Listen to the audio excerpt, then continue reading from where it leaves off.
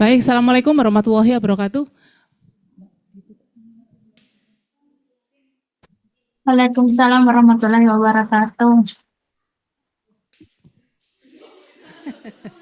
Iya, ada yang online. Kita ketemu lagi ya, sekarang kan masih pertemuan pertama setelah libur Idul Fitri, jadi Ibu menyampaikan mohon maaf lahir dan batin, baik untuk yang di ruangan ini maupun ada yang di room Zoom. Menyampaikan dari yang sudah, sebelum liburan ada tugas kan ya? Ya, nanti tugasnya dikumpulkan, hari ini Ibu kasih materi baru. Berarti kan kalau sekarang pertemuan ketiga, berarti kita kurang 5 kali, berarti kan ya? Kan sampai 7 kali nanti pertemuannya, nanti ujian bisa on class, bisa juga nanti mungkin project. Nanti kita lihat sejauh mana pemahaman kalian dengan materi itu. Untuk yang di room Zoom, yang online sama Mas Ical sudah dikasih PDF-nya, materinya sudah diberikan. Sudah di learning ya. Jadi nanti yang di ruangan ini kalau materi PDF-nya ini mau minta bisa nanti langsung kontak ke Mas Ical ya. Nanti bisa langsung kontak ke koordinator kelasnya yaitu di Mas Aldi, Mas Ical. Baik, tugasnya nanti dikumpulkan di tengah-tengah. Sekarang Ibu langsung bahas dulu tentang laporan arus kas. Yang di room Zoom suaranya Ibu terdengar jelas? Jelas Terdengar, Bu. Oke, baik. Sambil dilihat materinya, ada PDF. Nanti ada satu lagi mungkin yang kemarin tadi sempat lupa Ibu memberikan ke koordinator kelas. Nanti saya susulkan.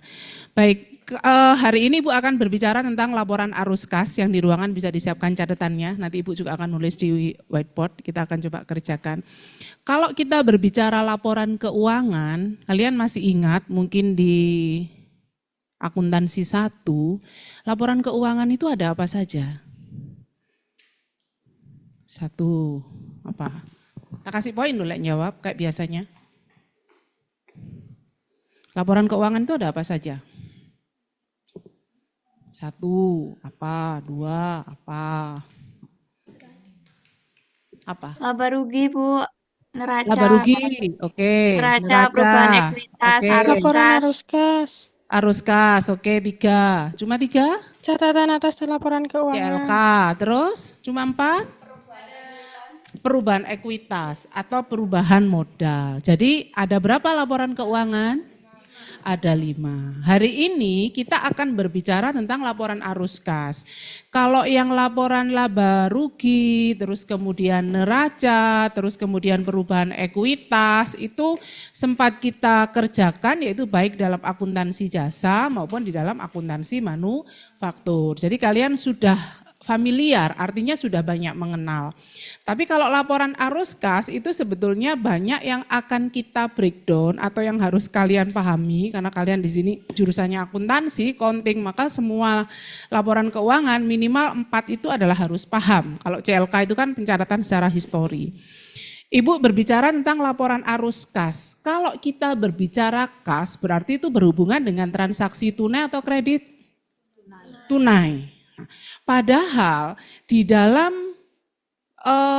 sistem yang digunakan pencatatan di dalam akuntansi itu kan kita menganut sistem namanya accrual. Transaksi yang tidak tunai pun dicatat. Nah, jadi makanya kita berbicara sekarang khusus yang tunai, yang kas, berhubungan dengan kas. Jadi kalau di dalam PDF yang Ibu cantumkan itu bahwa laporan arus kas adalah laporan tentang aktivitas penerimaan. Karena kas itu kalau tidak kas masuk berarti adalah kas keluar, berarti adalah tentang penerimaan dan juga pengeluaran kas. Kalian lihat di situ, selama periode tertentu beserta penjelasan sumber penerimaan dan pengeluaran. Kalau kita lihat sumber penerimaan kas itu dari mana saja? 1, perusahaan nerima uang tunai, nerima kas itu dari mana sumbernya? Penjualan. Jualan, kalau perusahaan dagang. Terus dari apa lagi? Asuransi utang. Investasi apa? Investasi apa? Investor misalnya apa? Kalau dari investor dalam bentuk apa? Apa misalnya itu? Kalau di dalam laporan keuangan di sebelah mana? Kalau dari investor yang berupa kas yang kita terima masuk sebagai penerimaan, akun apa berarti? Salah nggak apa-apa, kita kan diskusi, nggak perlu takut salah. Bitcoin, Beli gak sih? beli. Kalau beli itu kasnya masuk nggak? Beli, kasnya masuk enggak? Kita kan tadi berbicara sumber penerimaan. Jadi yang kalian harus pahami dulu adalah konsep penerimaan. Kalau konsep penerimaan berarti logikanya kita sebagai corporate, sebagai perusahaan itu ada inflow. Ada kas masuk, inflow, ada arus masuk. Kalau arus masuk tadi betul, ada yang menyatakan di room Zoom yaitu yang dari penjualan. Apakah dari penjualan saja? Tidak, dari pelunasan hutang, pelunasan hutang. Kalau pelunasan hutang kita melunasi berarti membayar atau menerima kas? Melunasi kas. hutang? Ayo, konsep hutang harus paham dulu. Hutang itu Mengeluarkan adalah kita kalau melunasi mengeluarkan kas atau menerima kas? Mengeluarkan, membayar kan?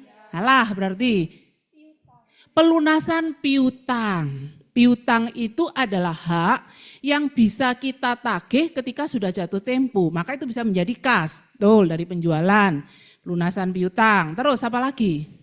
Yang sumber penerimaan. Tadi betul ada yang ngomong dari investor. Berupa apa? Dari investor itu. Perusahaan itu kalau persamaan akuntansinya, posisinya adalah aset sama dengan apa? Posisi keuangan, kamu harus paham loh ini. Nanti partnernya Ibu Mas Ical.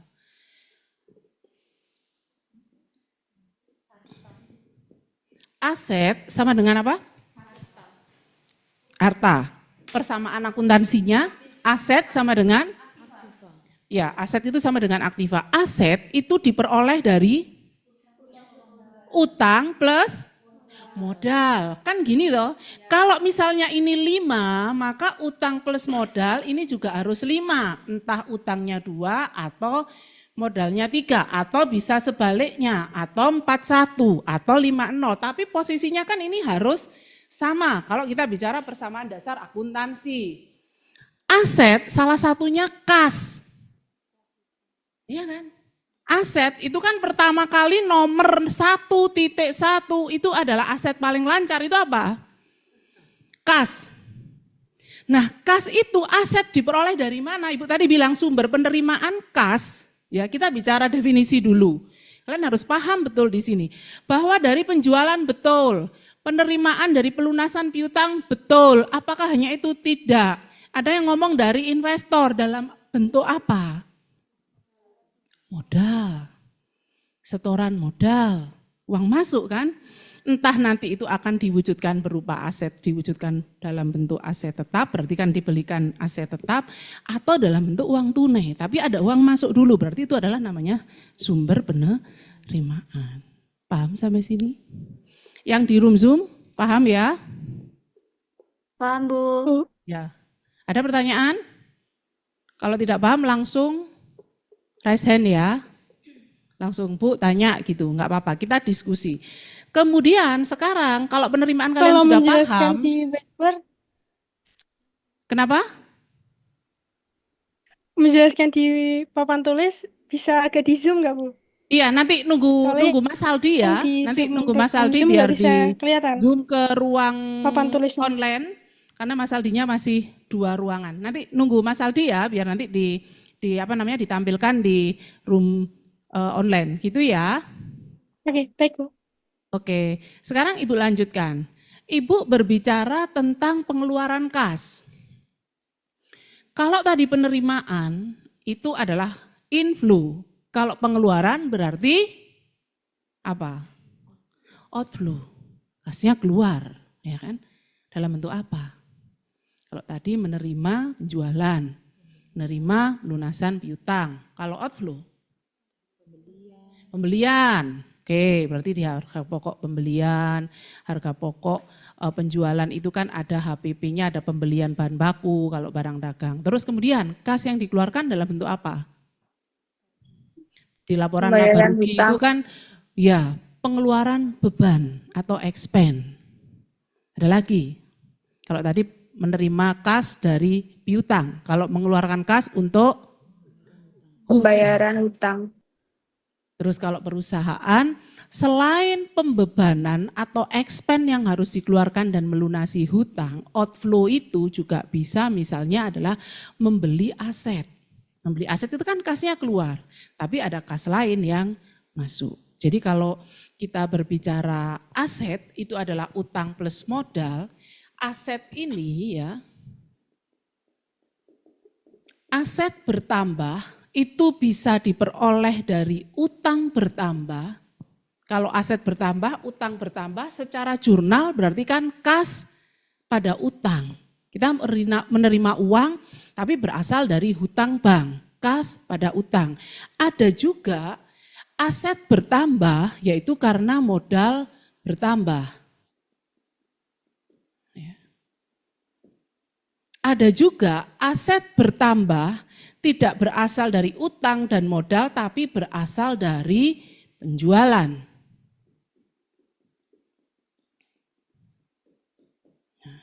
Ini aset bertambah itu pasti di sisi debit, utang bertambah di sisi kredit, modal bertambah di sisi kredit, penjualan bertambah juga di sisi kredit. Itu kalau kita flashback kembali lagi ke jurnal. Jadi konsep penerimaan, konsep pengeluaran itu harus paham dulu. Sampai sini Ibu lanjutkan. Lanjut ya. Ya. Contoh. Aset bertambah, utang bertambah. Ya. Contoh ini ya, Ibu kasih contoh transaksi kan maksudnya ya. Tanggal 1 bulan 2 ya, dilakukan pinjaman bank senilai 100 juta untuk menambah modal usaha. Kita pinjam ke bank, ada kas masuk kan? Kas, kreditnya utang bank. Nanti yang di room Zoom nunggu Mas Saldi ya untuk whiteboardnya. Ini senilai 100 juta. Ada lagi misalnya, atau tanggal 1 bulan 2 diterima setoran modal senilai 50 juta. Berarti kan di sini kas, kreditnya mau modal. Berapa? 50 juta. Ini kan konsep aset bertambah. Uang masuk kan? Kas kan? Ada lagi, kalau misalnya transaksinya itu adalah katakanlah tanggal 5, misalnya bulan 2, dijual barang dagangan, tunai senilai 5 juta. Kreditnya apa? Kas, kreditnya penjualan. Sorry ini debit, ini penjualan. Semuanya adalah konsep kas inflow, kas masuk.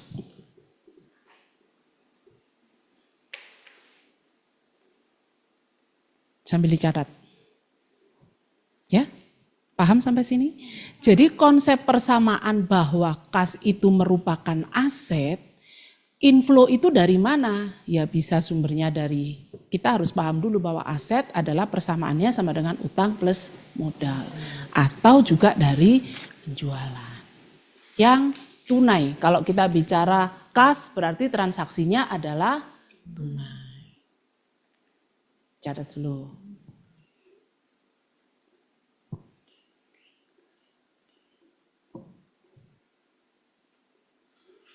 Boleh. Jadi tidak ada ketentuan bahwa aset perusahaan itu Bu yang lebih besar apakah harus modal daripada utang? Tidak. Boleh utang lebih besar daripada modal, boleh 100% modal. Apakah boleh 100% utang? Biasanya jarang terjadi. sebesar apapun utang, biasanya perusahaan beroperasi itu tetap harus menyertakan modal sendiri walaupun jumlahnya lebih sedikit dibandingkan utang. Tapi kalau usaha itu murni dari 100% hutang, kayaknya kan itu akan beresiko. Ya kan? Kan enggak mungkin kalau kita misalnya melakukan pinjaman ke pihak kreditur atau bank, itu kan pasti harus ada jaminan aset dulu. Asetnya berupa apa? Kalau enggak punya sama sekali terus kemudian hutang, boleh enggak sama pihak bank? Secara enggak boleh. Jadi makanya usaha itu awal berdiri itu pasti harus ada penyertaan modal sendiri dari pemilik usaha yang disebut investor itu tadi. Ya.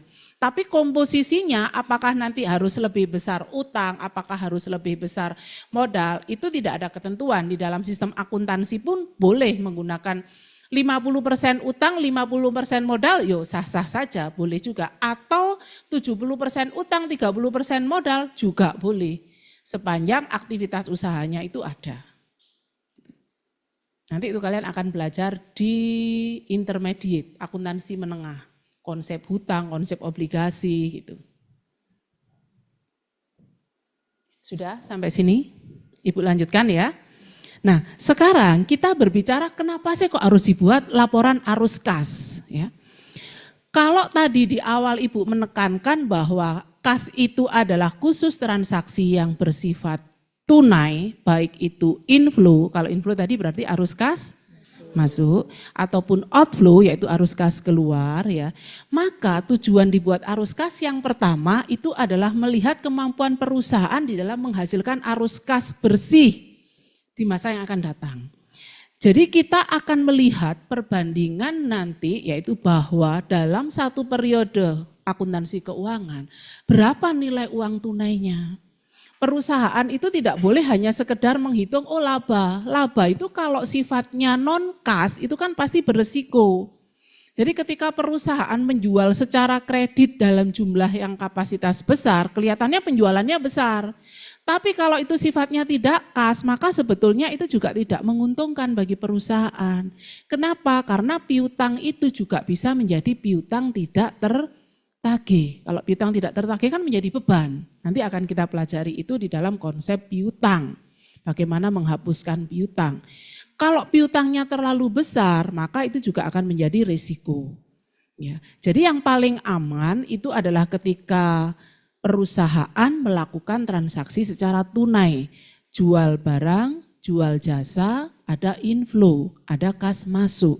Itu yang paling menguntungkan bagi perusahaan. Karena kalau kita berbicara nilai uang kas masuk sekarang 1.000 sama uang kas masuk bulan depan 1.000, nilainya sama enggak? Lebih besar yang mana? Sama-sama 1.000-nya secara material uang 1.000, masuk sekarang 1.000 atau masuk bulan depan 1.000, secara nominal sama 1.000. Tapi nilainya, value-nya lebih besar mana? Lebih besar yang sekarang atau yang bulan berikutnya? Yang sekarang, karena makanya ada namanya nilai uang. Jadi uang waktu itu adalah uang. Jadi kalau 1.000 sekarang sebulan yang akan datang harusnya menjadi 1.100, 1.200. Karena kita melihat perputaran waktu itu harus menghasilkan selisih uang. Jadi makanya kalau perusahaan itu menjual dengan sistem kredit itu biasanya harganya berbeda. Kalau menjual tunai biasanya ada potongan, tapi kalau menjual kredit itu tidak ada potongan. Kalau 10 hari dilunasi potongannya sekian, kalau lebih dari itu tidak ada potongan. Nah itu adalah untuk menghitung nilai uang yang akan diterima. Karena kalau diterima di depan potongannya lebih besar, itu karena nilai yang diterima saat ini pasti lebih besar dibandingkan dengan nilai di waktu berikutnya. Kalau nilai nominalnya sama. Paham sampai sini? Nah, kemudian yang kedua, menilai kemampuan perusahaan membayar semua kewajiban.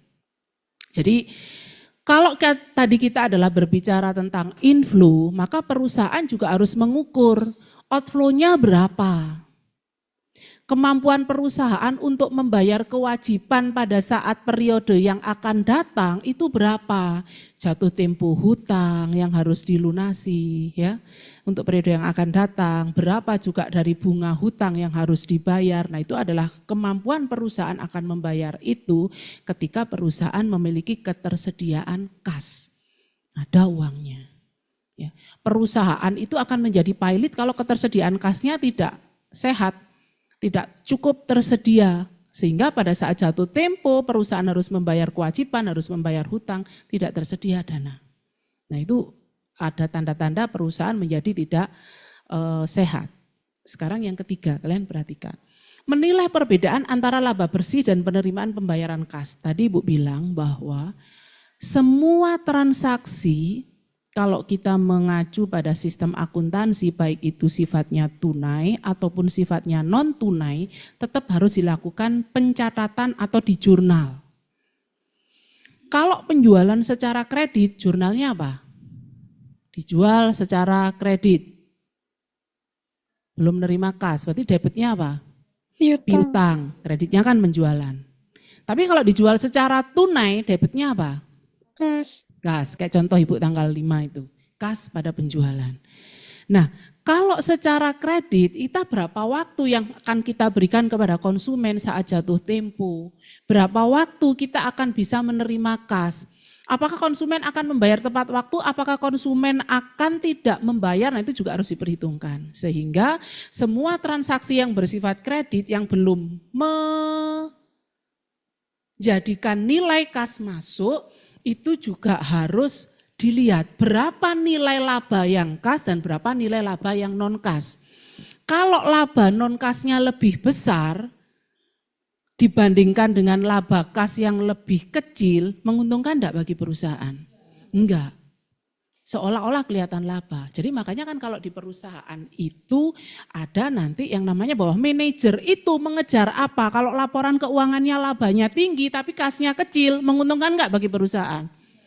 Makanya perusahaan harus melihat manajer ini layak dikasih bonus kalau labanya adalah bersifat kas, apalagi kalau laba itu kas 100%. Tapi kalau labanya tinggi, manajer menjual, barangnya dijual terus, tapi secara laporan keuangan laba, cuman kasnya tidak tersedia. Ya kan? Jadi laporan laba rugi itu belum menggambarkan kondisi yang sepenuhnya dari perusahaan. Makanya di situ poin 3 Ibu melihat yaitu bahwa nilai laba bersih yang bersifat nilai kas dan juga non kas itu harus dibandingkan. Jadi ketika perusahaan, nanti kalau kamu di perusahaan itu kan kalau misalnya sebagai manajer, ketika manajer itu berhasil mencapai laba yang tinggi, itu perusahaan pasti akan berikan bonus atau reward. Cuman bonus atau reward itu harusnya secara ideal adalah didasarkan pada laba yang kas. Karena laba non kas itu masih menimbulkan risiko menjadi piutang yang tidak tertagih. Kalau piutang tidak tertagih itu bisa menjadi beban dan kerugian bagi perusahaan. Bisa dipahami sampai sini maknanya? Ibu lanjut. Yang keempat, menilai pengaruh posisi keuangan suatu perusahaan. Transaksi investasi. Kalau perusahaan berinvestasi, itu kasnya inflow atau outflow. Investasi itu berarti mengeluarkan kas atau menerima kas? Mengeluarkan kas. Ya, berinvestasi itu adalah mengeluarkan kas saat ini tujuannya untuk mendapatkan keuntungan di waktu yang akan datang. Contoh misalnya perusahaan expand, membeli aset, menambah mesin, memperluas gedung, pabrik, itu investasi. Semuanya berupa aset, kasnya keluar, tetapi nilai yang akan diterima keuntungannya tidak secara langsung, yaitu untuk waktu yang akan datang. Nah sekarang di dalam laporan arus kas ada 3 sumber yang harus kalian pahami. Yang pertama aktivitas operasi, operasi itu berarti dari operasional usaha, ya dari jual barang, kemudian membayar pegawai, kalau perusahaan dagang berarti membeli barang dagangan untuk dijual kembali. Jadi semua aktivitas operasi usaha yang berkaitan dengan in dan out-nya kas. In berarti dari jual barang, jual jasa, out-nya adalah mengeluarkan semua beban yang dipakai untuk operasional, baik itu biaya atau beban administrasi ataupun beban pemasaran. Dan juga kalau perusahaan dagang berarti adalah yang menimbulkan harga pokok penjualan, itu semua adalah beban. Ini aktivitas operasi. Ada juga yang kedua, aktivitas investasi. Investasi tadi adalah mengeluarkan kas kalau misalnya kita melakukan penambahan aset. Membeli peralatan, membeli mesin, membeli misalnya adalah kendaraan yang dipakai semua untuk aktivitas operasional. Itu investasi aset. Berarti secara logika kalau investasi yang bisa menimbulkan inflow berarti dari transaksi apa? Kalau tadi kan investasi beli aset kan outflow. Investasi yang bisa mendatangkan kas berarti dari transaksi apa? Menjual apa? Operasi. Aktivitas operasi, jual barang, jual jasa. Sekarang investasi. Saya berbicara investasi. Investasi kalau kita beli aset berarti kan outflow. Supaya inflow yang dari aktivitas investasi berarti transaksi apa? Coba dipikir. Tak kasih clue. Aset itu apakah bersifat permanen, long lasting?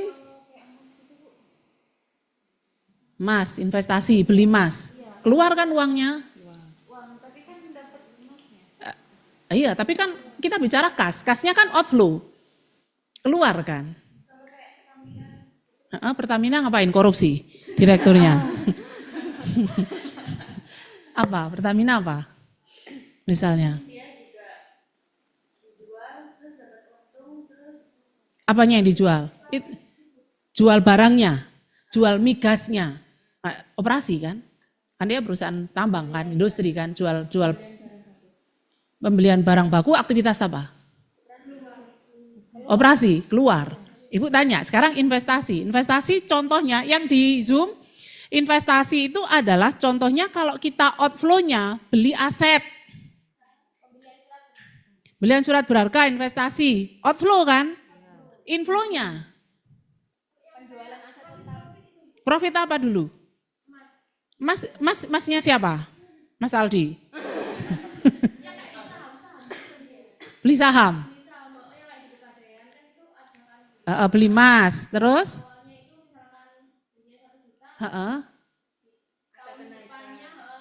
Dijual. Berarti jual aset kan? Ya, jual aset. Boleh, betul.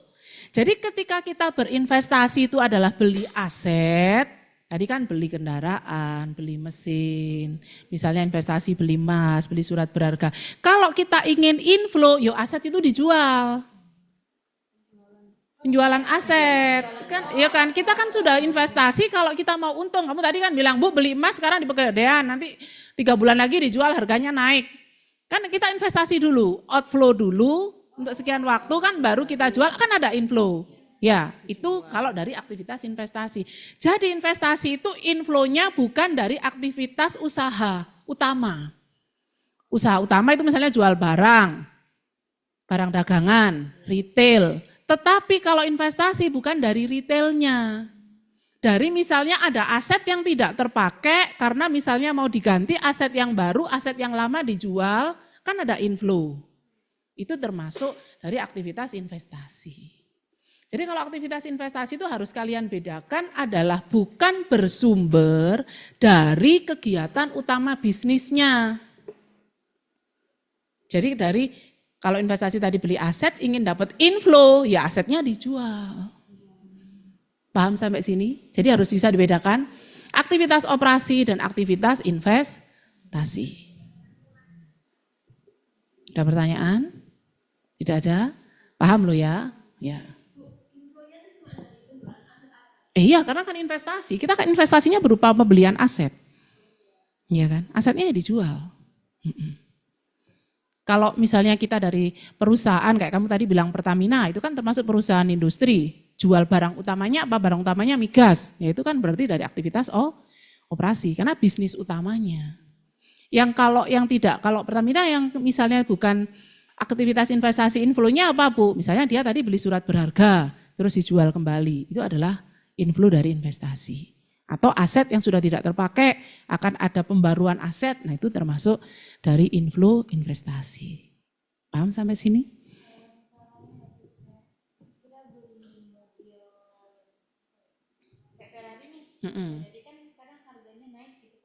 Ferrari kalau udah dipakai harganya pasti akan turun.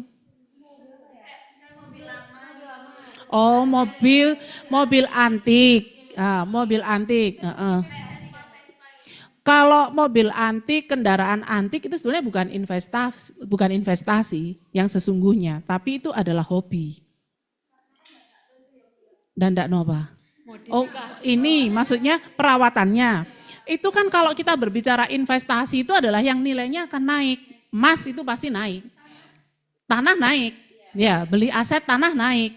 Properti itu tidak akan pernah turun. Tapi kalau kendaraan sebagus apapun, ketika sudah keluar model yang baru pasti akan turun. Kalau ingin dijual, misalnya yang antik gitu ya, misalnya yang serisnya adalah yang seris khusus gitu, dijual pun harganya pasti akan lebih turun dibandingkan pada saat dia beli. Karena itu kan investasi yang tidak akan mungkin turun adalah emas dan properti. Kalau kendaraan kenapa? Karena kan mengalami nilai susut, mesinnya, secara fungsi. Makanya kan kalau di dalam akuntansi itu ada yang namanya depresiasi atau penyusutan. Ya, kamu beli, misalnya kamu ngomong investasi, beli HP misalnya adalah iPhone yang Pro Max berapa yang semahal apapun 25 juta kayak apa. Itu pun juga karena apa? Hobi, itu bukan investasi. Ketika keluar model yang baru, seri terbaru, itu kan pasti harganya akan turun. Iya kan? Itu kan lifestyle aja kalau itu. Kalau kita berbicara secara personal, ya human, ya manusia secara personal itu adalah gaya hidup. Gak usah diterutin. Nanti kalau kamu kerja akan habis untuk itu. Iya kan? Jadi harus investasi adalah kamu daripada beli HP yang mahal, beli aja emas. Seperti yang dikatakan temanmu tadi di Pegadaian. Itu nanti harganya akan naik. Ya 25 juta kamu beli emas nanti untuk 3 tahun ke depan harganya akan naik. Daripada kamu beli HP 3 tahun ke depan harganya masih akan turun. Iya kan? Nah itu, jadi berpikirnya adalah yang menguntungkan, yang profitable, itu namanya investasi. Kalau yang harganya turun itu bukan investasi, tapi itu adalah sebagai pemenuhan kalau secara personal ya gaya hidup. Kalau di perusahaan kita berbicara investasi itu yang akan mendatangkan keuntungan dan kebermanfaatan. Loh Bu, mesin kan investasi tapi kan harganya turun, tapi selama masa manfaat kan dia mendatangkan keuntungan. Kan dipakai untuk proses produksi, tetapi dia harganya turun. Kenapa? Karena terdepresiasi. Masa manfaatnya sekian tahun, otomatis kan perusahaan harus melakukan penggantian mesin. Itu nanti akan kita bahas di materi selanjutnya yaitu aset tetap. Gimana ketika perusahaan itu menjual mesin kembali, mengganti, menukar dengan yang baru, tukar tambah, ataupun dijual. Nah itu nanti ada di pembahasan aset tetap. Paham sampai sini untuk investasi? Yang di room, Zoom? Tidak ada pertanyaan? Lanjut. Ya, silakan. Tidak ada yang tanya? Tidak ada. Nanya, Bu. Ya, silakan. Kalau misalnya kripto itu bisa juga ya Bu dijadikan aset Bu. Kripto. Tahunnya akan naik. Ya. Apakah itu investasi? Investasi asal itu legal. Tapi kripto itu ada yang nggak legal. Binomo, ya kan, kripto itu ada yang nggak legal, harus hati-hati. Kalian jangan sampai terflexing orang-orang yang bermain pada investasi pada aset kripto dan juga binomo, bitcoin. Lebih baik emas, aman. Secara physically ada. Kripto itu sama kayak kalau kamu daripada main kripto, mending beli falas. Beli falas itu pun juga bisa naik turun. Falas yang harganya stabil mungkin kamu misalnya adalah beli euro. Misalnya beli juga dolar Amerika. Mata uang negara yang memiliki kemapanan moneter. Itu akan aman. Tapi kalau kripto itu mata uang mana? Kripto itu adalah investasi yang sifatnya abstrak. Jadi harus hati-hati. Bisa hangus uangnya. Ya, kripto, binomo, bitcoin itu memang sempat booming. Terus kemudian sempat tenggelam lagi dan masih ada memang bagi orang-orang yang secara surplus finansial boleh main di situ tapi juga harus hati-hati. Karena itu abstrak, tidak real. Investasi yang aman adalah yang real. Ada emas, ada surat berharga Bank Indonesia atau kalau mau beli surat berharga beli aja saham. Ya, saham. Ya, saham misalnya bisa di perusahaan kayak reksadana, bisa di bursa efek secara langsung, itu real. Real ada keuntungannya berupa dividen. Tapi kalau kripto, binomo itu abstrak investasinya. Harus hati-hati di situ. Judol itu juga bisa juga yang bermain di situ. Jadi sebenarnya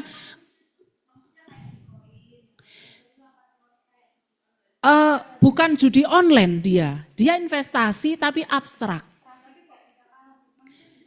Karena itu digerakkan oleh robot yang memainkan. Jadi sebetulnya orang akan menduga ini nanti harga Bitcoin akan naik, itu kan sistem. Jadi makanya kan biasanya dia kalau orang-orang yang bermain dia sebetulnya itu kalau saya lo ya, kalau pendapat saya lo ya, itu judi. Gambling kan. Gak pasti kan. Jadi Bitcoin itu dia naik turunnya dari mana? Ya dari sistem. Dari yang punya aplikasi. Tapi kalau kita berbicara falas, naik turunnya nilai mata uang itu dari situasi moneter. Kan gak abstrak, nyata dia. Ya, sekarang dolar naik, rupiah melemah. Kenapa? Ya karena sistem ekonomi Indonesia melemah. Akibat adanya misalnya adalah ekonomi global. Nanti ketika Indonesia mau menguat, rupiah menguat, berarti dolar turun. Itu kan nyata, real. Jadi acuan standarnya real. Kalau Bitcoin itu adalah yang menggerakkan ada sistem aplikasi tersendiri. Ya semau-maunya yang punya aplikasi, mau diturunkan, mau dinaikkan kan orang nggak bisa tahu. Namanya gambling, ya hampir mirip 11-12 kalau kita berbicara dengan judi, nebak-nebak aja gitu. Kita misalnya orang dikasih harapan misalnya beli Bitcoin, naik terus invest, terus dibuat naik. Ketika pada titik tertentu langsung pada saat sudah nilai inflow yang masuk di investasi itu besar, sistemnya dibuat turun kan bisa juga. Makanya orang banyak loss atau kerugian di situ. Jadi makanya kalau Ibu menyarankan kalian mahasiswa yang mungkin juga nyambi bekerja dan nilai uang yang masuk kalau mau investasi pada sektor yang real. Beli emas, deposito, beli saham. Atau kalau mau yang cepat dalam waktu jangka pendek beli falas daripada Bitcoin. Paham sampai sini? Yang di room Zoom? Sudah dengar penjelasan Ibu ya? Baik Bu, sudah Oke. Bu. Sekarang yang ketiga yang harus kalian pahami adalah aktivitas pendanaan. Kalau tadi investasi, sekarang pendanaan.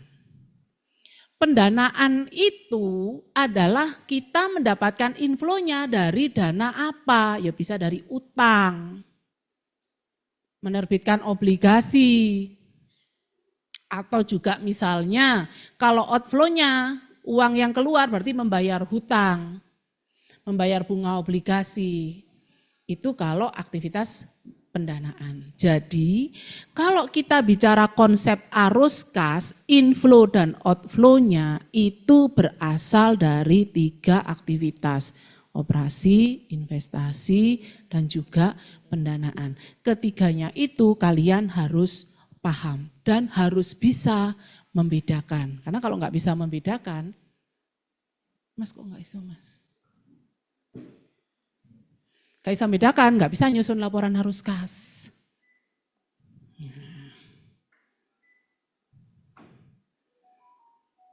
Nih sekarang.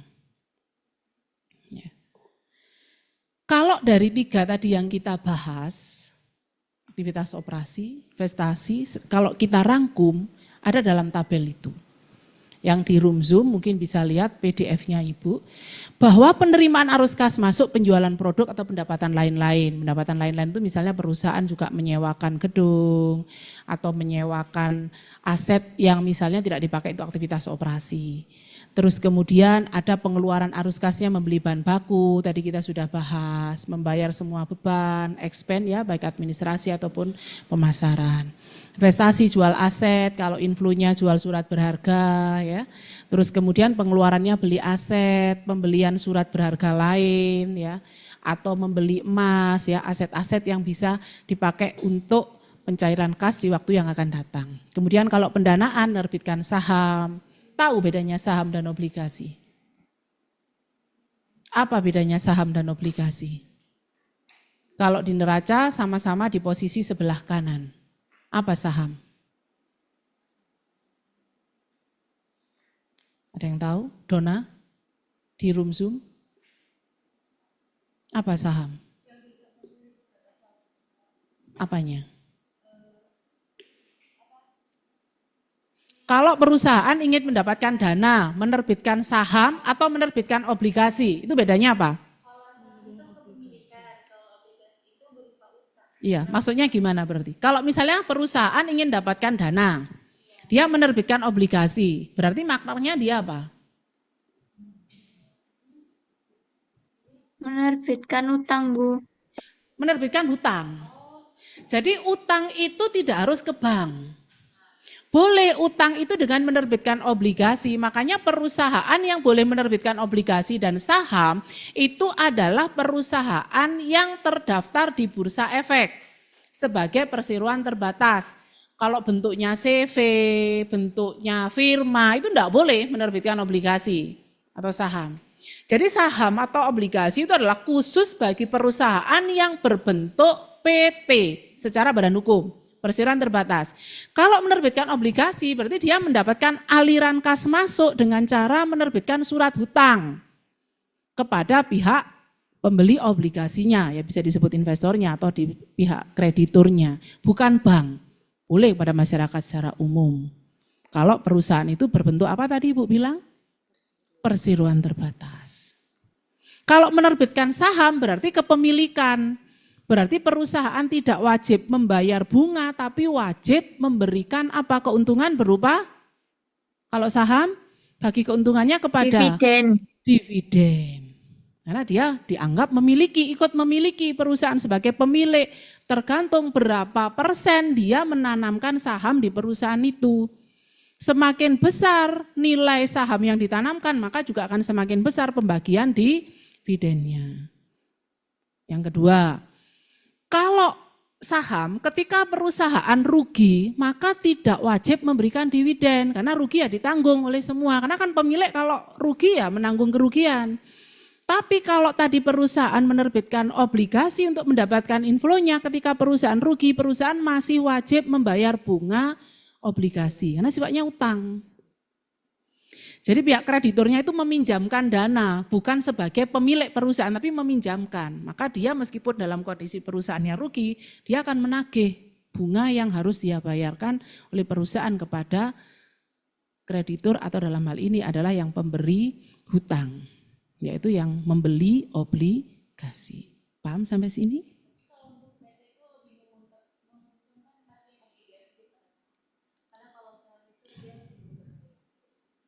Menerbitkan obligasi atau saham sama-sama menguntungkan. Cuman kalau obligasi ketika perusahaan rugi tetap dia harus wajib bayar bunganya. Tapi kalau saham ketika rugi dia tidak wajib memberikan dividen. Cuman kalau labanya tinggi dia wajib memberikan dividen yang tinggi juga. Tapi kalau bunga kan sifatnya tetap 5% mau ketika perusahaan untungnya tinggi ya dia tetap 5% dari nilai obligasi. Ya plus minus yang mana yang mau dipilih oleh perusahaan. Ya, Bu lanjutkan.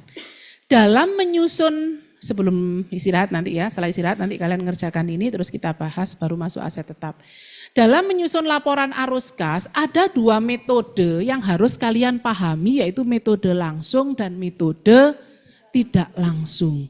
Bu yang mana yang baik? Dua-duanya baik, dua-duanya boleh dipakai, cuman beda cara penyajiannya. Ya. Kalau yang metode langsung, kalian lihat yang Ibu tulis di Ibu kasih warna merah, Ibu tanda merah. Arus kas dirinci dari aliran kas masuk, aliran kas keluar dari aktivitas operasi. Metode langsung menghitung saldo kas operasi melalui selisih antara pendapatan dan beban. Ya, kalau kita berbicara aktivitas operasi kan berarti dari aktivitas usaha, pendapatan dan beban. Sedangkan aktivitas investasi dan pendanaan itu kalau metode langsung dan tidak langsung sama cara penyajiannya. Hanya berbeda di dalam menyajikan untuk aktivitas operasi. Nanti akan tak kasih contoh. Nah, kalau metode tidak langsung penyajian aktivitas operasinya ya dimulai dari melaporkan laba bersih, kemudian mengubahnya menjadi arus kas bersih aktivitas operasi. Tapi kalau yang metode langsung adalah menghitung saldo kas operasi, langsung nilai kasnya berapa dari nilai operasi itu. Kalau yang enggak kas enggak dihitung, langsung nilai kasnya. Loh Bu bisa tak Bu? Bisa, nih. Ya. Metode langsung, kas yang diterima dari aktivitas operasi, ya. Kalau untuk metode tidak langsung, langsung nilai laba bersihnya. Kemudian dikurangi kas yang dikeluarkan untuk aktivitas operasi, kalau metode tidak langsung penyesuaian dari nilai laba bersih itu. Kemudian menjadi kas dari aktivitas operasi, aktivitas investasi ya sama tadi, kalau inflow ya berarti jual aset, kalau outflow berarti adalah membeli aset. Sama. Untuk pendanaan pun juga sama. Ya, kalau kita menerima uang dari sumber pendanaan bisa menerbitkan hutang, kalau mengeluarkan biasanya adalah membayar hutang. Ya. Nah, sekarang ini contoh. Ya. Ini contoh. Kalian perhatikan di sini ya. Contohnya PT ABC, kalau kita bicara awal tahun 2018, yang di room Zoom sudah dilihat ya untuk materi Ibu yang PDF-nya? Sudah, Bu. Oke, kalian perhatikan yang contoh. PT ABC tahun 2018 awal, kalau berarti tahun 2018 awal ada laporan keuangan berarti berasal dari transaksi tahun 2017. Oke, pinter. Nah sekarang kamu perhatikan, pendapatannya 500 juta. Bebannya 225, total beban pemasaran itu ya bisa gaji salesnya, biaya iklannya, anggap kalau di total 225 juta. Kemudian beban administrasi 125, gaji pegawai kantor, penyusutannya dan sebagainya 125. Total beban 350, sehingga nilai laba sebelum pajak 150. Sampai sini paham? Oke. Kemudian kan ada pajak tuh, pajak 25, sehingga laba bersihnya 125 juta. Ya, paham ya sampai sini ya? Lanjut ya. Lanjut. Oke. Sekarang posisi perubahan ekuitasnya. Kalau diketahui nilai laba dari periode sebelumnya itu adalah 50 juta, tadi ada selisih laba 125, menambah kan berarti. Tapi kan dengan laba 125 perusahaan ya wajib memberikan dividen kepada pemilik saham. Sahamnya dividen yang harus dibagikan 75, sehingga nilai laba usaha yang akan ditambahkan terhadap permodalan 50. Maka nilai laba ditahan akhir menjadi 100 juta. Paham sampai sini? Jadi 125 kan tadi dari laba usaha, dibagi dividen. Oke.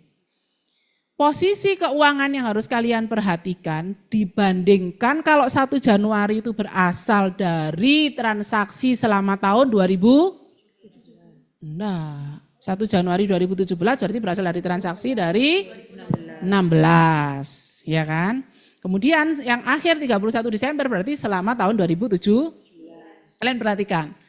Kas dari saldo awal Januari 2017 ke 31 Desember 2017 ada selisih berapa juta itu?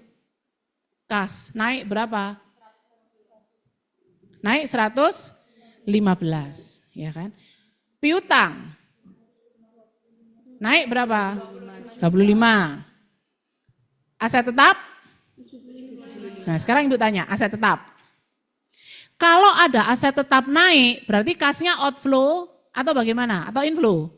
Aset tetap tadi aktivitas apa? Kan 3 tuh tadi aktivitas. 1 operasi, 2 investasi, 3 danaan. Kalau aset tetap aktivitas yang mana? Aktivitas masuk. Aktivitas yang mana dari 3? Investasi. Kalau aset tetapnya naik berarti outflow atau inflow? Hah? Outflow. Yang di room kalau aset tetapnya naik outflow atau inflow? Outflow. Kenapa kok outflow? Karena mengeluarkan dana untuk membeli aset itu. Untuk beli aset. Logikanya transaksi ini berarti menggambarkan ada outflow atau inflow? Outflow-nya berapa? 75. Wis ya, paham ya? Karena investasi, ya kan? Kalau penyusutan aset, depresiasi, itu berhubungan dengan kas atau tidak? Tidak. Tidak. Depresiasi itu non kas, tapi boleh mengurangi laba. Kenapa? Karena kan aset itu sebetulnya secara masa manfaat berkurang, itu laba kita boleh dikurangkan.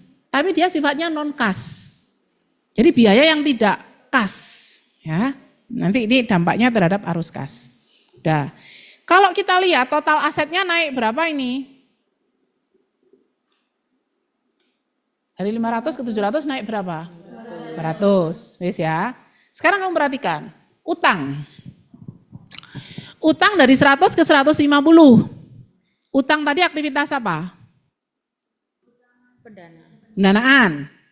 Berarti kalau dari 100 ke 150 dalam 1 tahun itu ada inflow atau ada outflow? Kenapa kok inflow?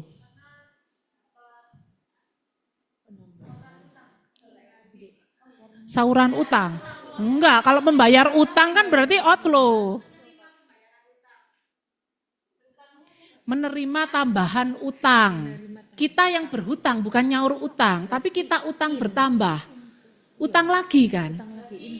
Utang itu menimbulkan kas masuk. Kita berarti hutang lagi. Inflow atau outflow? Inflow. Kita hutang lagi. Inflow atau outflow? Kok enggak podo? Pulang jam 10 loh kamu kalau enggak paham. Ya. Kalau hutangnya bertambah, inflow atau outflow? Kamu enggak punya uang. Utang ke Mas Ical. Mas Ical utang 100.000. Kamu inflow atau outflow? Dia yang punya uang. Mas Ical, saya ya dapat uang dari hasil Mas Ical, apa namanya utang. Inflow atau outflow? Inflow. Masuk kan, nambah kan tapi utangmu. Kamu wajib membayar. Kapan? Misalnya Mas Ical baik hati gak apa-apa sebulan lagi, tapi bayaran 2 kali lipat.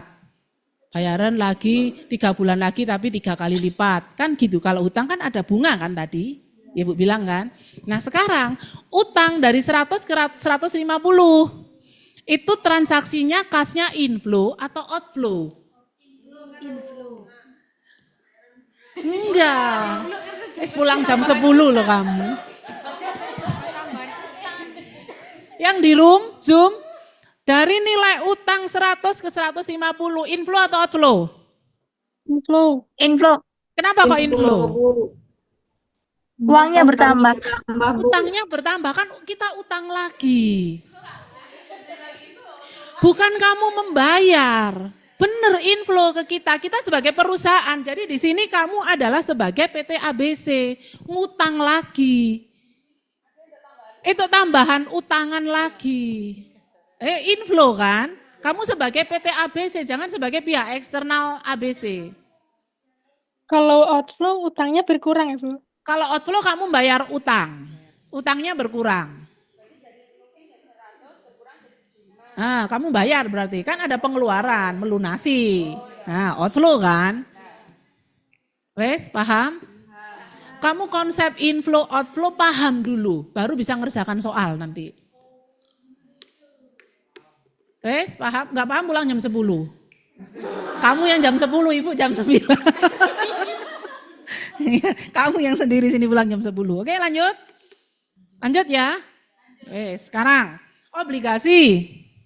Obligasi itu kan sama dengan apa tadi? Utang. Gak boleh ragu-ragu, utang.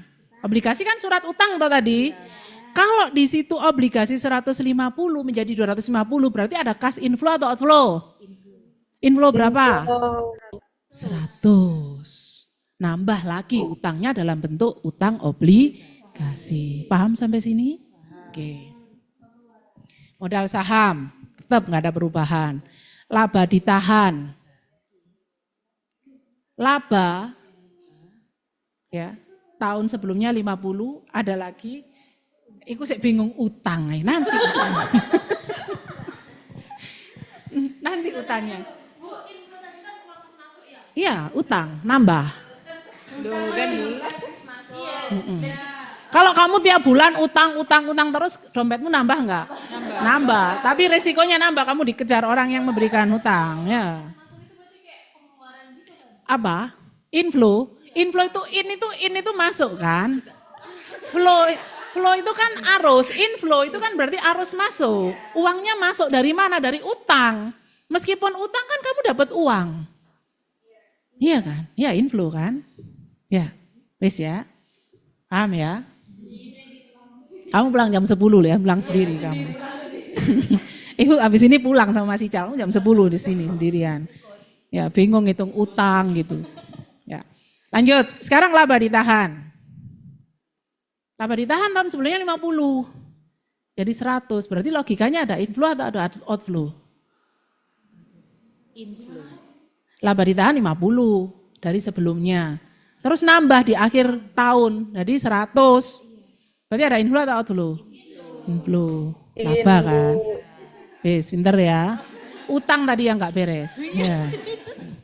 Wes, sekarang nih lihat yang bawah. Ya, lihat yang bawah.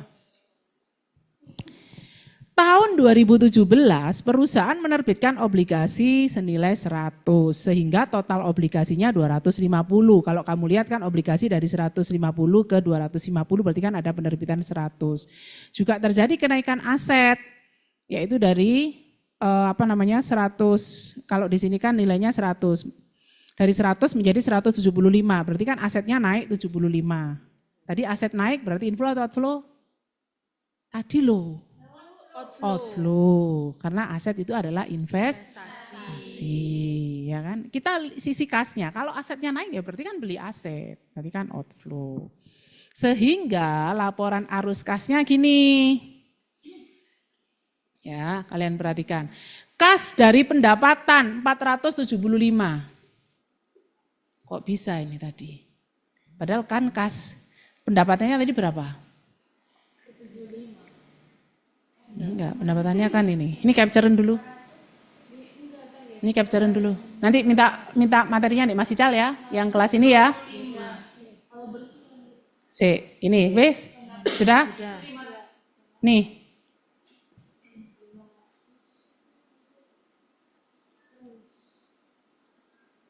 Wes ya. Sini. Nah, ini. Ini metode langsung. Kalau metode langsung kan pendapatan tadi, kalau yang pendapatan non-kas, itu kan enggak dimasukkan. Kalau metode langsung kan kita harus lihat pendapatan ya yang dari kas. Kas dari pendapatan kok bisa 475 dari mana? Kamu lihat dari sini. Keterangan ibu yang di bawah. Kenapa kok pendapatannya hanya ditulis 475 kalau metode langsung? Karena non-kasnya berapa? Kenaikan piutang. Piutangnya ada selisih 25 juta. Logikanya piutang dari 200 ke 225 itu kan piutang itu berarti berasal dari transaksi apa kalau piutang? Kalau kita jual tunai kas pada penjualan, tapi kalau jual kredit berarti jurnalnya apa? Piutang pada penjualan, berarti 500 itu ada yang tidak tunai. Buktinya mana? Lah itu piutangnya naik. Jadi 500 itu yang non kas berapa? 25, enggak usah ragu-ragu harus jawab 25. Kenapa? Karena ada kenaikan piutang. Itu kalau metode langsung. Jadi kita harus jeli lihat dulu. Ada kenaikan piutang enggak? Ya, jadi langsung kita sesuaikan. Makanya di sini ditulis kas dari pendapatan hanya 475. Nih. Sudah tak kasih catatan di bawahnya. Yes, karena kan kalau kita bicara penjualan itu kan berarti dari piutang. Kalau jual tunai kan kas pada penjualan. Kalau kredit berarti piutang. Yang di room Zoom paham? Halo? Paham, Bu. Oke, sip. Tetap on cam loh ya, sama Mas Ical kalau nggak on cam nilaimu dikurangi. Ya, jadi kalau yang di room Zoom koordinator kelas nanti yang ngasih nilai. Lanjut ya. Nah sekarang, sudah Ibu kasih merah-merah itu nanti ya, kamu minta Mas Ical nanti materinya. Beban usaha, beban kan aktivitas operasi juga ya. Beban usaha, kalau di sini kamu lihat, kas yang dibayarkan untuk beban 285, padahal tadi kan tertulis berapa? Beban di laporan keuangan. Berapa jumlahnya? Total beban, pemasaran dan administrasi. Enggak, ini loh. 350. Tapi di metode langsung kenapa kok bebannya hanya ditulis 285? Ya, karena ini penjelasannya. Beban usaha 350 tidak semuanya bersifat kas. Yang 15 tadi Ibu bilang depresiasi itu non kas, tapi memang boleh diakui sebagai beban. Cuman kalau dalam laporan arus kas ya harus dikeluarkan. Kan sebetulnya itu bebannya abstrak, dia nggak ngeluarkan kas, tapi labanya berkurang. Berarti secara logika harus ditambahkan ke nilai laba. Kan kasnya nggak berkurang, 15 juta diperoleh dari selisih kenaikan akumulasi. Karena akumulasinya dari 15 menjadi 30. Ada beban penyusutan 15.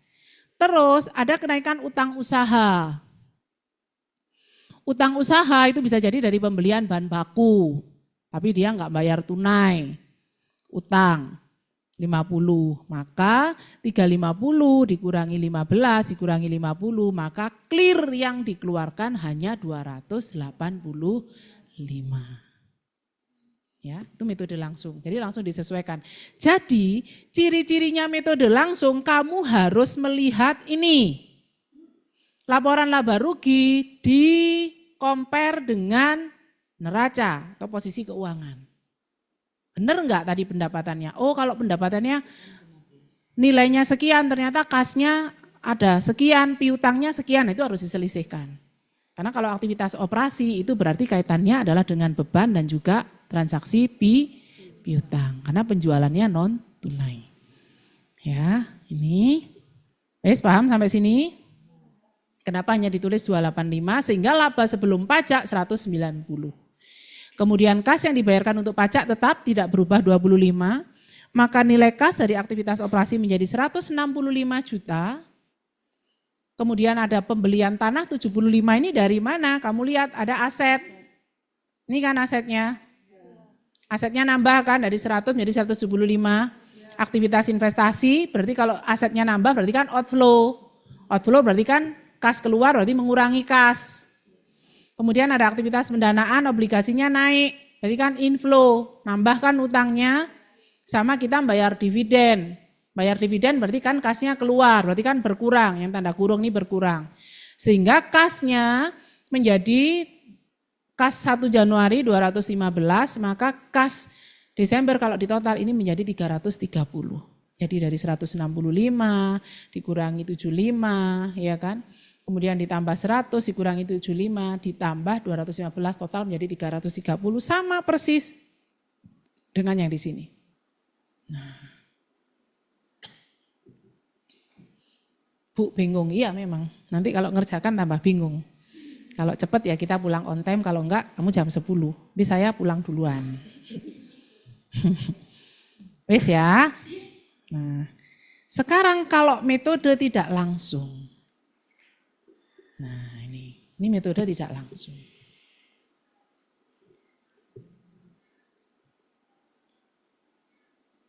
Metode tidak langsung, laba bersihnya 125. Dari mana? Yo langsung dari sini, namanya metodenya ini adalah kita melihat langsung dari nilai laba bersih. 125. Ya. Ini metode tidak langsung kita tulis sesuai laporan laba rugi dulu, 125. Kenaikan piutang 25 kan tadi, kenaikan utang berarti kan penyesuaian, yang kenaikan piutang berarti mengurangi kas, kenaikan utang berarti menambah kas, beban penyusutan menambah kas. Kenapa? Karena kan enggak berkurang sebetulnya kasnya. Jadi makanya harus ditambahkan. Total 40 sehingga kas dari aktivitas operasi 165, investasi dan pendanaan tidak ada perubahan sama, maka nilai kas akhirnya 330. Paham sampai sini? Harus paham. Wis ini istirahat 10 menit ya. Terus ngerjakan soal. Ini kamu BA Mas Isal ya, Mas Aldi ya, minta materi yang ini. Sudah ya? Oke. Kalau sudah, silakan istirahat. Terus setelah itu dikerjakan latihan soal 15 menit. Baru kita bahas. Pakai 2 metode. Oke? Ya, silakan. Untuk yang di room Zoom ada pertanyaan? Tidak ada? Beban sama penyusutan itu menambah kas nambah gitu ya, kas. yang tadi metode tidak langsung. Baik metode langsung maupun metode tidak langsung, kalau penyusutan itu menambah kas karena harus ditambahkan terhadap penyesuaian kas. Kenapa? Karena sebetulnya sifatnya dia tidak outflow, tidak real outflow, tapi boleh diakui sebagai beban. Makanya di dalam laporan kas dia harus ditambahkan. Paham maksudnya? Karena dia tidak sebagai beban kas yang dikeluarkan. Itu. Oke, Paham, Bu. silakan istirahat dulu. Ya, ada lagi? Cukup? Cukup? Oke. Silakan istirahat 10 menit, langsung lanjut mengerjakan soal. Sudah dapat soalnya? Mas Aldi kasih Mas Aldi. Ya. Tuh, biar di-share sama temennya. Wis, oke, silakan istirahat, lanjut dikerjakan soalnya, nanti kita kembali ke ruangan setelah 10 menit kalian mengerjakan soal. Istirahat dulu sekarang. Yang mau ke kamar mandi boleh, silakan. Yang di room Zoom sudah selesai? Sudah, Bu. Sudah yang metode? Belum, Bu. Oh, Belum, Bu. ada yang sudah selesai metode langsung? Sudah, Bu. Sudah. Sudah, Bu. Ya, berarti nanti yang di room Zoom metode langsung, yang di kelas ini metode tidak langsung. 5 menit lagi nanti yang di room Zoom Ibu panggil untuk di-share. Silakan dibahas. Ibu langsung bahas hari ini. Langsung saya kasih poin nanti yang betul. Sudah ya? Sekarang tak tunjuk yang di room Zoom. Ari Nur Rahmawati. Iya, Bu. Ri, sudah Ri, punya Ri? Sudah, Bu. Yang metode langsung Ri, bisa Izin di-share screen Ri? Ya, saya share screen dulu, Bu. Ya. Yang di sini silakan diperhatikan itu yang metode langsung. Kalau betul Ibu enggak ngasih ini ulang, berarti itu yang sudah langsung dibahas, langsung sekalian kalian catat. Sudah kelihatan, Bu? Belum? Masih hitam? Sudah. Ya, sudah. Ini untuk yang laporan arus kas metode langsung. Sebentar ya.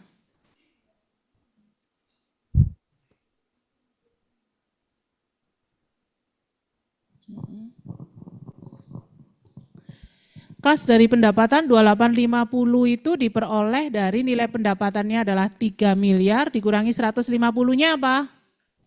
150-nya kenaikan piutang. Ya betul, jadi 2850, sepakat ya sama yang di sini ya. Terus kemudian kas yang dibayarkan untuk beban, kenapa kok hanya menjadi 1710? Kas yang dibayarkan untuk beban, kenapa hanya menjadi 170? Karena dari Pembayaran bebannya 2 kan totalnya 2 miliar 100, kamu kurangi apa saja menjadi 1710? dari Penyusutan 90. ya ini dari 2 miliar 100 juta dikurangi sama kenaikan akumulasi penyusutan 90 juta sama kenaikan utang 300 juta. Sebentar.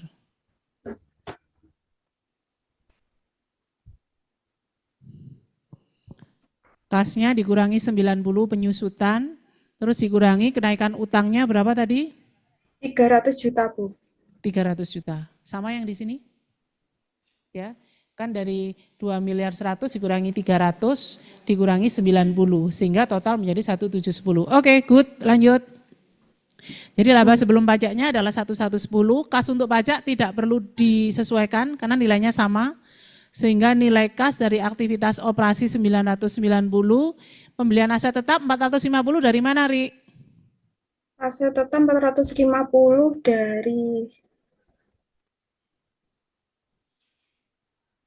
dari mana?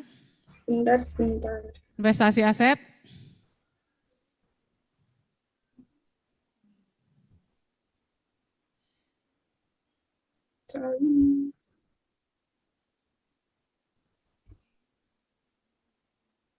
Dari aset tetap 1.050.000.000 dikurangi 600. Oke. Jadi nilainya 450. Sama yang di sini?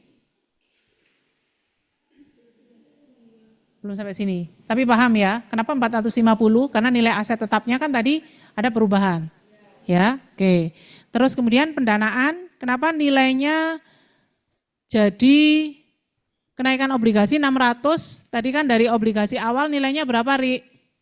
Dari 900 juta naik menjadi 1.500.000.000. Kan selisihnya berarti kenaikan obligasi 600. Kemudian dividen yang dibayarkan 450 betul, sehingga total kasnya per awal 1290, kalau di total akhirnya 1980, sama enggak dengan nilai total kas di neraca akhir?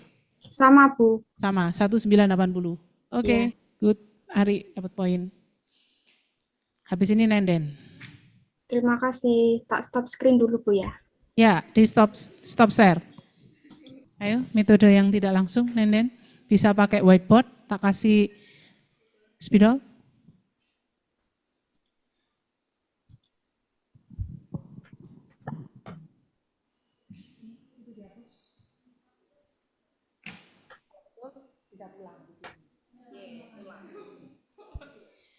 Ambil mikir nggak apa-apa, Bu ya? Ambil mikir dulu. Nggak apa-apa. Oh, ini yang tulisan Mas. Mana Mas? Dan dihapus sendiri, Mas. Cuma dihapus sendiri, Nenden.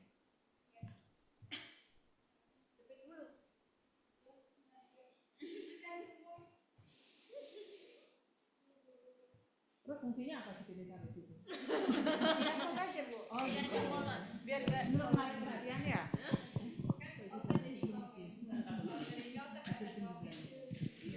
Bentar kan, narik perhatian. Tadi paling kita mikir itu fungsinya apa? Nggak lagi kalau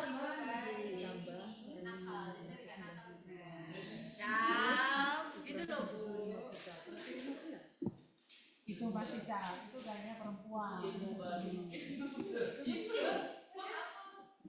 adalah grogi.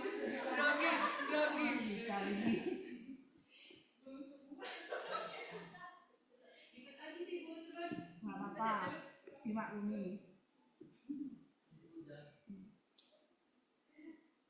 Kamu udah punya pacar belum? Nggak boleh pacaran sama mama, Bu. Oh, nggak pacaran, langsung menikah? Iya. Ada calon? Ada, Bu. Kayaknya masih Cal naksir di sana. Naksir berbeda maksudnya. Gimana? Di Asia? Siapa? Ada dua, Bu, di akuntansi sama di manajemen. Iya, ada dua.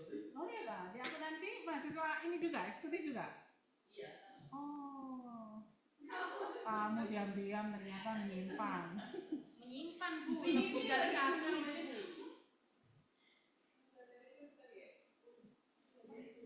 Metode tidak langsung.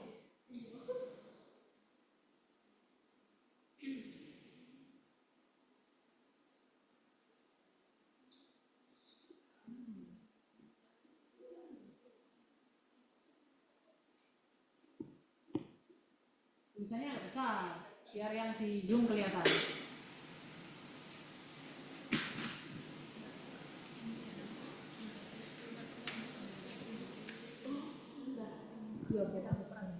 Langsung, kalau metode tidak langsung kan ditulis nilai labanya dulu dari yang ada di laporan keuangan tadi berapa. 750, ya sudah dimasukkan kayak gitu kalau metode tidak langsung.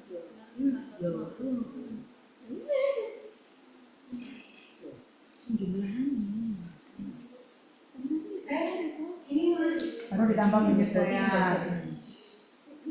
Berapa nilai labanya? Metode tidak langsung. Ya, dimasukkan laba bersih 750. Terus penyesuaian. Agak ke kanan ya? Bukan, angkamu tulisannya itu agak ke kanan, biar nanti menguranginya gampang. Kan dia masih akan dikurangi di tengah. Nah, itu taruh paling kanan, 750. Pakai triple nol, nggak boleh gitu. Nah.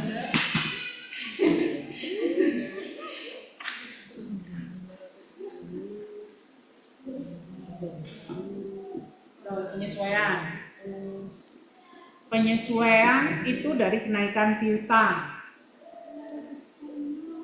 kenaikan utang, dan beban.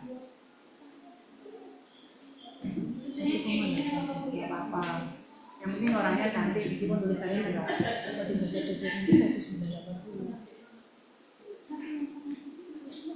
Kenaikan piutang 150, kenaikan utang. Grogi mas, jadi juga mas Kak.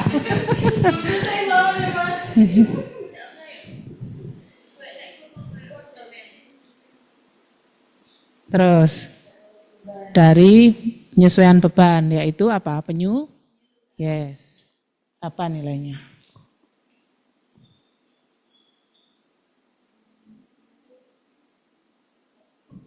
Dan penyusutannya itu menambah karena kan dia sifatnya tidak outflow meskipun beban. Si jumlah bebannya ada 2 loh itu. Beban penyusutan di beban administrasi sama di beban pemasaran. Totalnya berapa itu beban? 90. Beban penyusutan aset itu kan ada 90 toh.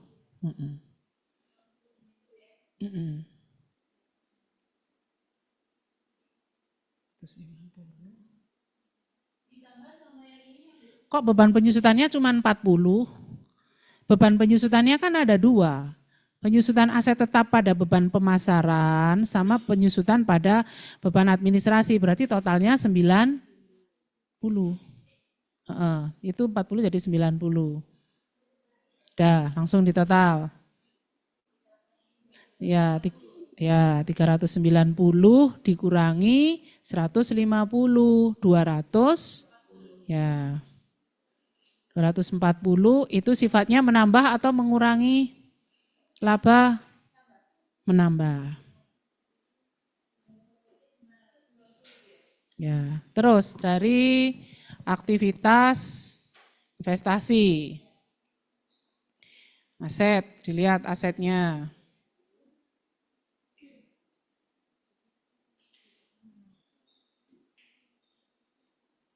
Aktivitas investasi, asetnya naik. Ya, berarti berkurang. Karena kan asetnya naik berarti outflow sifatnya. 450. Aktivitas investasi. Ya, terus kemudian dari pendanaan. Aktivitas pendanaan. Aktivitas pendanaan tadi dari obligasi, obligasinya naik, berarti naik berapa? Nah, naik berapa? Itu tulisanmu ngepot nggak karuan?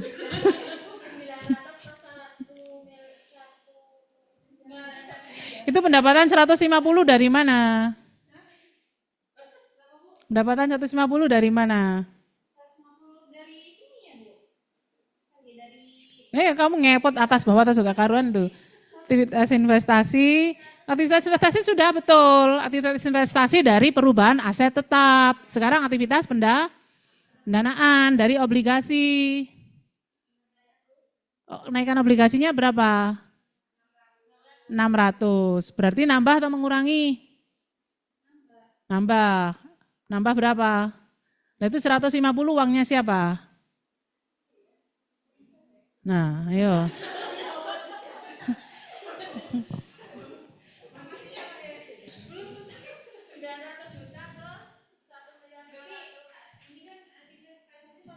Betul, betul. Pendapatan 150 itu uangnya siapa? Enggak ada. Dari mana kamu 150? Tadi nulis dari mana?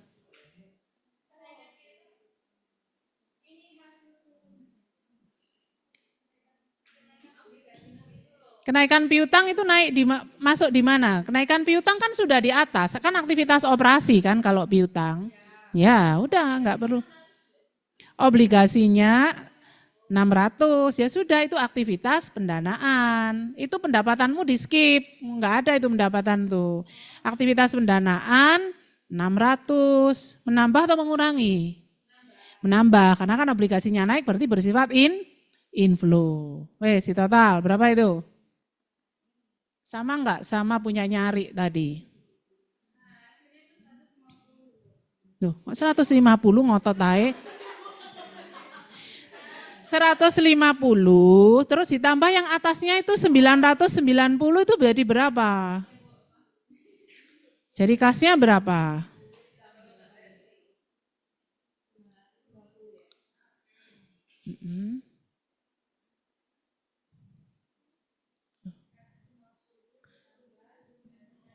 Langsung hasilnya yes, gak boleh ditulis gitu yes. Nenden, yes. Nenden itu langsung 990, sama Nenden langsung dikurangi 450, langsung ditambah 600. Boleh. Langsung hasilnya, nggak cukup itu nanti, belum saldo kas awal. Dihapus yang bawah. Langsung jumlahnya berapa? 990 dikurangi 450. Ditambah 600. Ayo berapa Nenden?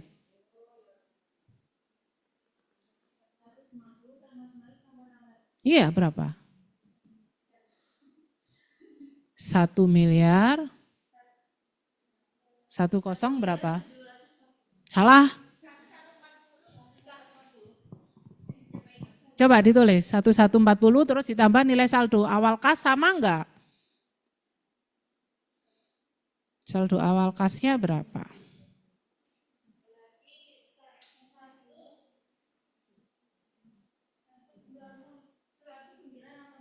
Coba ditulis.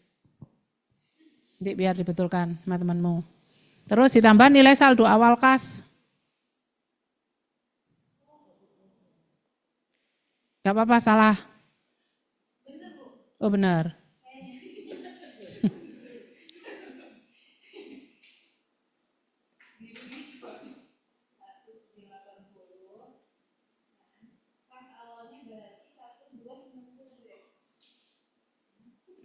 Enggak. Saldo awal kasnya berapa? Ayo di soal. Yang di room Zoom. Yang di room Zoom itu punyanya Nenden, temanmu yang salah yang mana? Yang kas awalnya belum ada, Bu. Ya, kas awalnya berapa? 1.290.000. Ditambah 1.290.000. Itu kamu 1980 dari mana? Benar, 1980 dari mana? Yes, Nenden. 750 kemudian sudah betul. Terus dikurangi penyesuaiannya dikurangi 150 ditambah 300 terus kemudian ditambah 240. 240 ditambah kamu 990 itu dari mana? Oh 240 ditambah 750, 990 ditambah dikurangi aktivitas investasi 450 ditambah pendanaan 600, totalnya berapa itu? Ini ditotal dulu. Ini ditotal dulu 1, 2, 3, ini ditotal dulu berapa? Baru ditambah 1290. Itu ditotal hasilnya berapa? 990 dikurangi 450.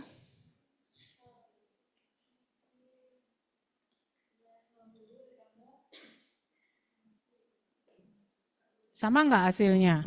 Nilainya harus sama dengan nilai kas akhir. Coba ditulis.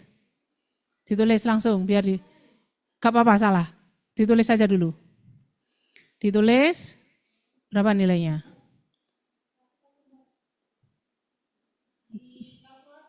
Ya. Tulis saja hasilnya berapa? Total.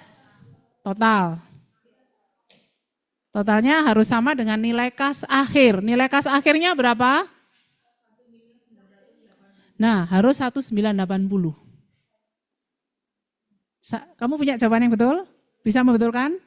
Ya, sekarang Nenden duduk, nggak apa-apa, tak kasih poin. Ayo An, cepetan An.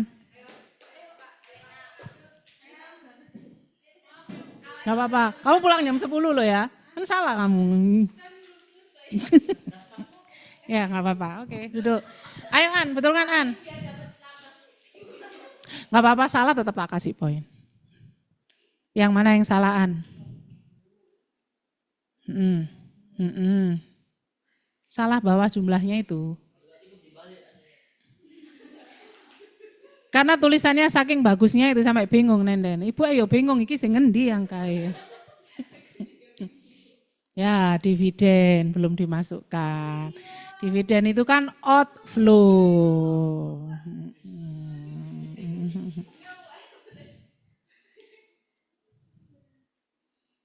Ya. Oke.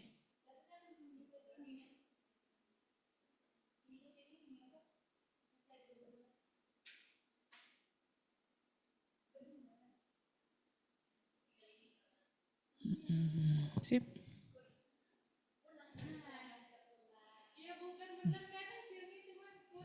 Ya, kurang dikit. Ya. Sip. Silakan di-capture, betul itu jawabannya. Sudah ya. Jadi untuk hari ini tidak ada tugas. Minggu depan kita lanjutkan materi yang baru. Yang dari room Zoom ada pertanyaan? Tidak ada? Paham ya untuk arus kas? Paham. Paham, Oke. Bu. Ya, jadi nanti materi untuk hari ini Ibu tidak kasih tugas, untuk yang minggu depan baru nanti ada tugas. Jadi setiap materi Ibu langsung bahas di kelas. Saya pikir cukup, tidak ada pertanyaan yang di room Zoom maupun di ruangan ini. Tidak ada? Oke, cukup. Kita ketemu lagi minggu depan. Ibu akhiri, selamat malam. Wassalamualaikum warahmatullahi wabarakatuh. Malam.